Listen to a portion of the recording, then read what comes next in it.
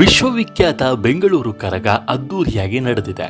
ಮಧ್ಯರಾತ್ರಿ 12:30 ಸುಮಾರಿಗೆ ತಿಗಳರಪೇಟೆ ಶ್ರೀ ಧರ್ಮರಾಯ ಸ್ವಾಮಿ ದೇವಾಲಯದಿಂದ ಹೊರಟು ದೇವಾಲಯದ ಹೊರಭಾಗದಲ್ಲಿರುವ ಶ್ರೀ ಗಣಪತಿ ಮುತ್ಯಾಲಮ್ಮ ದೇವಾಲಯದಲ್ಲಿ ಪೂಜೆ ಸ್ವೀಕರಿಸಿ ಅಲ್ಲಿಂದ ಹಲಸೂರುಪೇಟೆಯ ಆಂಜನೇಯ ಸ್ವಾಮಿ, ಶ್ರೀರಾಮ ದೇವಾಲಯ, ಶ್ರೀ ಪ್ರಸನ್ನ ಗಂಗಾಧರೇಶ್ವರ ಸ್ವಾಮಿ ದೇವಾಲಯ ತಲುಪಿತು.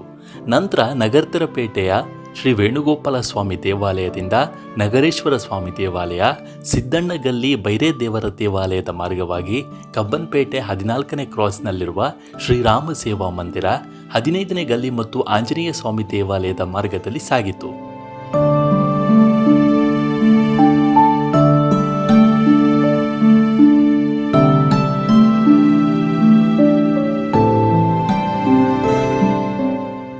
ಅಲ್ಲಿಂದ ದೊಡ್ಡಪೇಟೆಯ ಮೂಲಕ ಕೋಟೆ ಶ್ರೀ ಆಂಜನೇಯ ಸ್ವಾಮಿ ದೇವಾಲಯ, ನಂತರ ಕೆಆರ್ ಮಾರುಕಟ್ಟೆ ಸಮೀಪದ ಉದ್ಭವ ಗಣಪತಿ ದೇವಾಲಯದಲ್ಲಿ ಪೂಜೆ ಸ್ವೀಕರಿಸಿ ಬಳೆಪೇಟೆಯ ಬಳೆಗರಡಿ ಮಾರ್ಗವಾಗಿ ಮಸ್ತಾನ್ ಸಾಹೇಬರ ದರ್ಗದಲ್ಲಿ ಪೂಜೆಯನ್ನು ಸ್ವೀಕರಿಸಿತು. ಬಳಿಕ ಗೊಲ್ಲರಪೇಟೆ, ತಿಗಳರಪೇಟೆಗಳಲ್ಲಿ ತಿಗಳ ಕುಲ ಬಾಂಧವರ ಮನೆಗಳಲ್ಲಿ ಮತ್ತು ಭಕ್ತರಿಂದ ಪೂಜೆಯನ್ನು ಸ್ವೀಕರಿಸಲಾಯಿತು.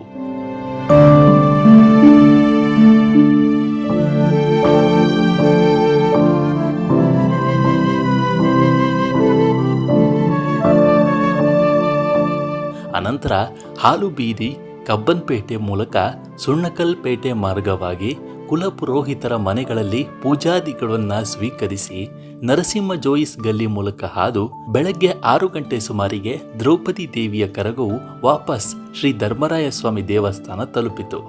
ಗಲ್ಲಿ ಗಲ್ಲಿಗಳಲ್ಲೂ ಕರಗದ ಸಂಭ್ರಮ ಜೋರಾಗಿದ್ದು ಭಕ್ತರು ಭಕ್ತಿಯಿಂದ ತಾಯಿಯನ್ನ ಕಂಡು ಕೃತಾರ್ಥರಾದರು. ಕರಗ ಕೇವಲ ಉತ್ಸವ ಆಗಿರದೆ ಭಕ್ತರ ಮನಗಳಲ್ಲಿನ ಭಕ್ತಿಯ ಪರಾಕಾಷ್ಠೆ ಆಗಿತ್ತು.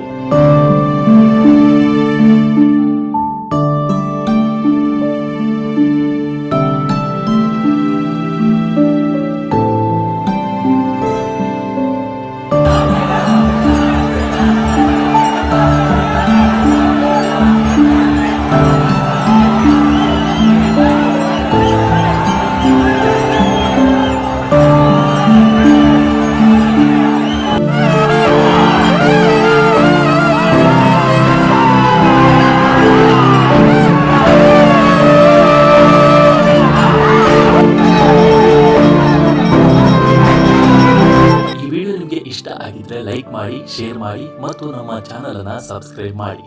ಧನ್ಯವಾದಗಳು.